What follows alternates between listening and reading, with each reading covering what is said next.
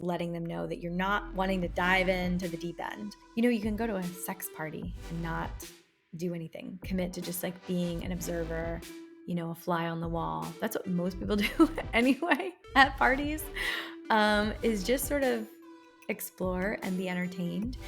And so there's no rush, there's no need to. And I want to share that so that you can communicate it with your partner. Well, welcome back to Open Late. I'm your host, Jessica Sfandiari, and we are back for a little bonus episode. In our most recent show, we worked through how to tell my partner I want to be in an open relationship. Now, there are so many different kinds of relationships. There are so many different people across the spectrum of gender and sexuality that this is not a one size fits all, but is a very clear step-by-step way to ask yourself the right questions, have the talk with your partner, and then start the conversation between the two of you. Or if you're uncoupled, it all works the same. What to ask yourself, how to communicate this to people you're dating. And I really, really, really hope that you got a lot out of it. So if you haven't yet listened, check it out. What I want to share with you now is what to do if it does not go well, if your partner freaks out, if your partner has a reaction that you are not prepared for. So we're going to dive into that in just a moment. But really quickly, I want to ask a big favor. So many of you listen to the show every week, but aren't yet subscribed to it. So please just take 5 seconds, hit the little plus sign in the top right corner of your screen on your phone or just below the photo if you listen on Apple or Spotify or YouTube. Once you become a subscriber, the episode will automatically download, so you'll never have to worry about download time. It'll be fresh and new for you every week, and you will not miss one. And it also really supports us. To have those higher numbers of subscribers mean that our podcast gets recommended on spaces like Apple and Spotify. And now we're on Sirius XM Radio, which is really exciting. And the more people that love it, that share it, that subscribe, it really makes a big difference in our visibility, which, if you have a podcast that's about sex or relationships that are not the norm, that are not traditional, there's a lot of censorship that happens. We recently got our Instagram account banned, and we really had to do a full campaign to get it back. We were not out of integrity with community guidelines at all. It's just that this type of relationship and this type of content is triggering for a lot of people who have fear. So let's dive into it, because maybe your partner has a lot of fear when you bring up wanting to be in an open relationship. Now, there are 2 points here that I want to share. One is there's an adverse reaction to this based on, being shocked, being surprised, being fearful that they're going to lose you, maybe being blindsided, right? And then there's another reaction where they're angry with you, or they're making you wrong or at fault for being interested in this and bringing it to them. And those are 2 different types of responses that carry different kinds of energy. And I'm not saying that it's, one's better than the other, although I think one's healthier than the other. But we're going to go through them both here. So, if your partner freaks out when you tell them, hey, I'm curious in this, I've been listening to this podcast called Open Late. Why don't you give it a listen and let me know what you think? And they're completely blindsided. It's something that they have never considered. They're not into it. They're afraid this means you want to end the relationship. The best thing you can do is hear them and come from a place of love and compassion and grace and acceptance, and acknowledge all of those fears, because those are valid fears. The same way you have desires and you have, needs that you are interested in having met, that you have fantasies that you want to live out. Your partner has these fears and they're real. So the best thing that you can do is acknowledge them and hold space for them and say, it's okay. I understand, And maybe you're afraid too. And this can be a bonding experience. Like, this is really uncharted territory. And I'm also worried about what's going to happen. But I'm also really curious. And I'm thinking if this could bring excitement and a sort of aliveness or awakening to me, maybe it could do that for you as well. And so it's a great place to be in conversation.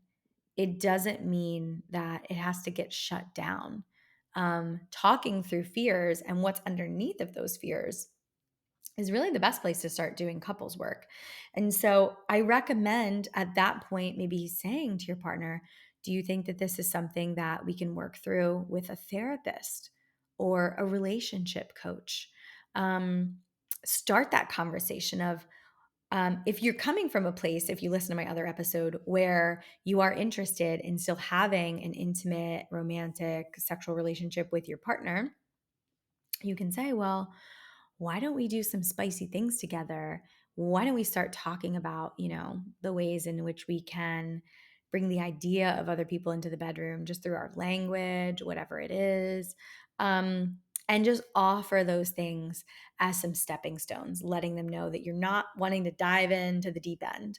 Um, you can go to a sex party and not do anything, commit to just like being an observer, a fly on the wall. That's what most people do anyway at parties, is just sort of explore and be entertained.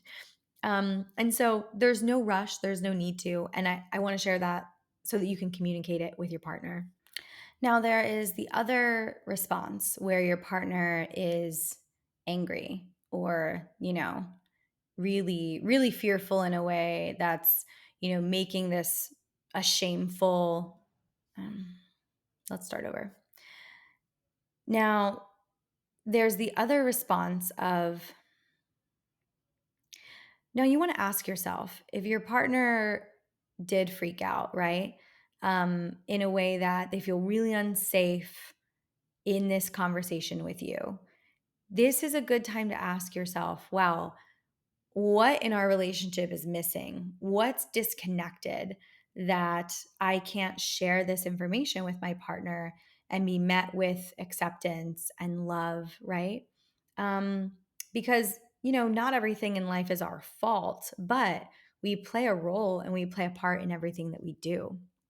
So it's important to ask yourself, how have I not shown up for my partner to create safety, to create security? What can I do in my relationship to create a place of expansion, of exploration, right? So these are all questions to take a little bit of responsibility here and not place all the responsibility or all the blame on our partner for freaking out, but where have I not been showing up to create this beautiful open space where we can share our wants, needs, and desires, right? So taking accountability while you're looking for your partner to take accountability for themselves as well.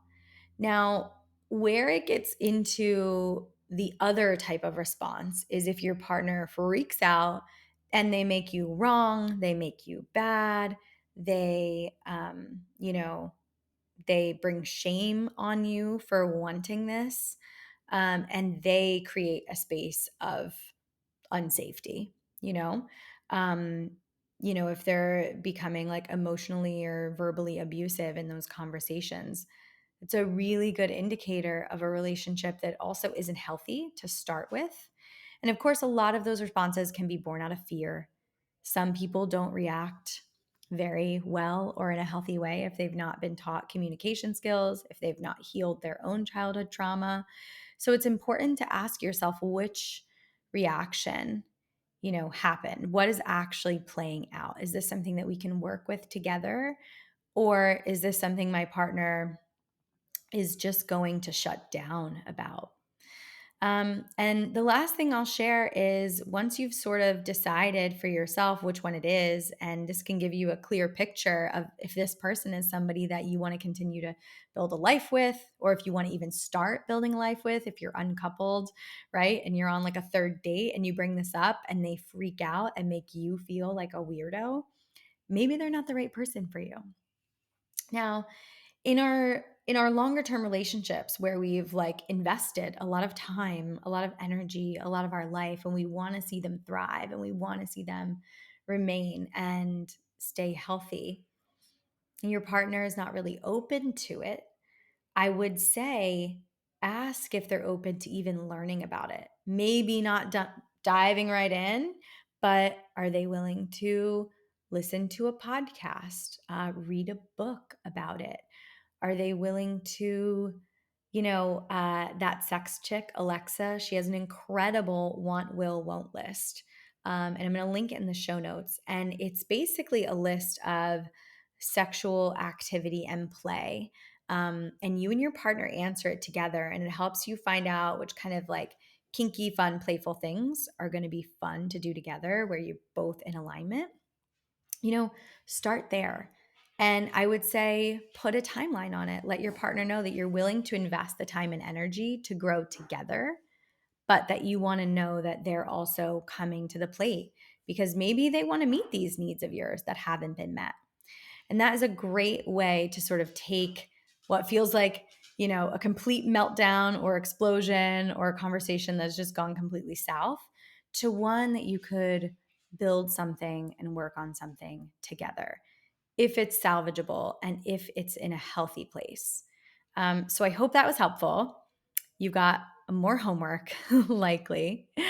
And as always, please let me know if this has been helpful. Let me know in the comments, or please leave a review for the show and share more of what you want to hear from me. I'll be reading your reviews on the solo shows every time I do one. So if you want to be featured, leave me a little note. Let me know your name. And I'll see you next week, lovers.